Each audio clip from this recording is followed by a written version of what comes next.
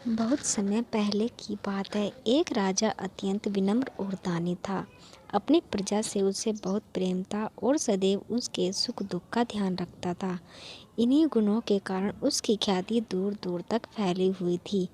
दुर्भाग्य से राजा का पुत्र प्रकृति में अपने पिता से बिल्कुल विपरीत था। उसे किसी की कोई चिंता नहीं थी। उसके दुष्टतापूर्ण व्यवहार से राजा और प्रजा दोनों ही परेशान थे। उसके पुत्र को सुधारने एवं सही मार्ग पर लाने का बहुत प्रयास किया, परंतु असफल रहा। उसे ज्ञान देने हेतु दूर दूर से विद्वान एवं मनीषी बुलाए गए, परंतु दुष्ट बालक के व्यवहार में कोई परिवर्तन नहीं आया, बल्कि आयु बढ़ने के साथ साथ उसके दुर्गुणों में और वृद्धि होती गई। सौभाग्य से एक दिन महात्मा बुद्ध भी राजकुमार को सही मार्ग पर लाने की चेष्टा से उसके पास आए।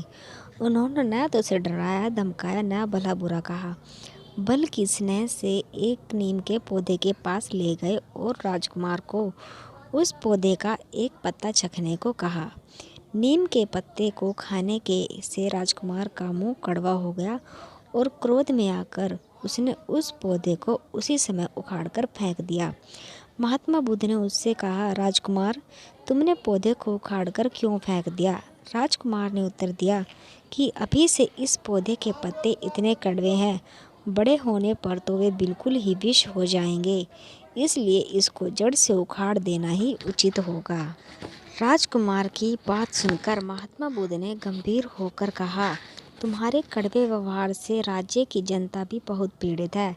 यदि तुम्हारी ही नीति जनता भी काम में ले तो तुम्हारी क्या दशा होगी। अतः यदि तुम भी कुछ काम और यश कमाना चाहते हो तो अपने पूजनीय पिताजी की शांति स्वभाव में मीठापन लाओ और स्नेह का व्यवहार करो और सुख दुख में सब उनका साथ दो।